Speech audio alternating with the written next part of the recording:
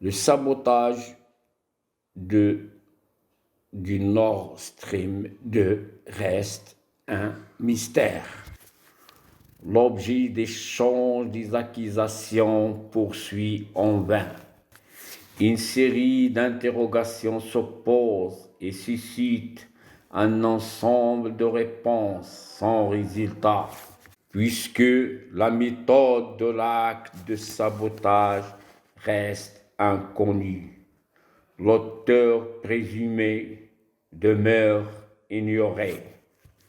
La seule chose qui subsiste dans les débats ouverts et dans tous les médias consiste à échanger les accusations.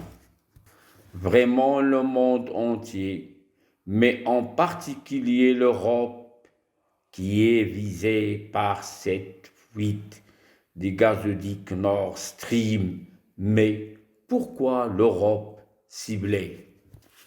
Puisque d'abord, la sécurité de l'énergie constitue l'infrastructure vitale de cette région. L'intention derrière cet acte de sabotage est la création d'une scission au sein de cette communauté qui constitue une concurrence montante et croissante.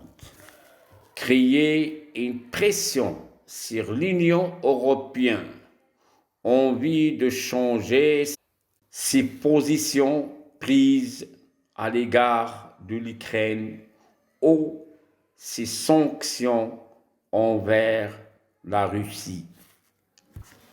La région où se produit l'explosion est hautement surveillée, située en mer Baltique, au large de l'île danoise, entre le sud de Suède et la Pologne. Cette zone surveillée depuis des décennies. Les 3 fuites sont survenues dans les eaux territoriales internationales où tout peut circuler et passer. Qui profite de cet acte dévastateur? Premièrement, celui qui va bénéficier d'une augmentation de prix. Ou, deuxièmement, celui qui cherche à créer un schisme au sein de l'Union européenne. Ou, troisièmement, entre l'Europe et ses partenaires.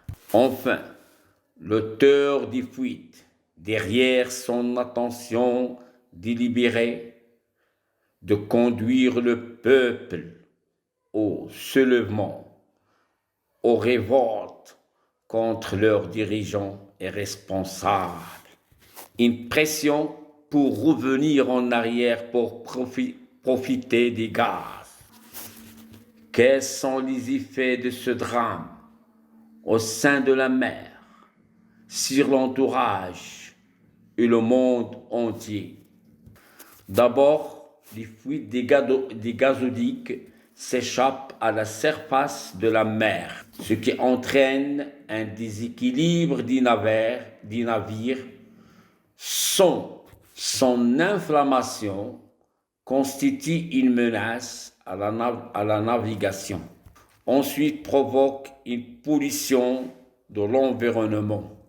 Ensuite, provoque une pollution de l'environnement. L'émission des gaz de méthane CH4 contribue à l'élévation ou à l'augmentation de la température sur Terre.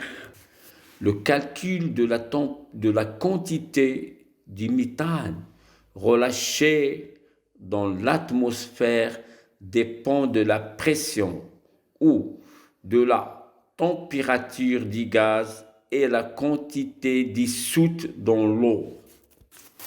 Selon des estimations, plus de 300 000 tonnes de méthane délivrées dans l'air. La perte de la Russie. Ce projet s'appelait le projet de Poutine gâté. La Russie compte sur ce projet dont il tire d'énormes profits et d'immenses revenus. Les premières pertes estimées de ce projet vaut 11 milliards d'euros. Les pertes de l'Union européenne seront calculées au cours de l'hiver. Les pays européens sont obligés de chercher à trouver d'autres sources substituant le gaz russe afin d'éviter les émeutes, les dommages et les pertes.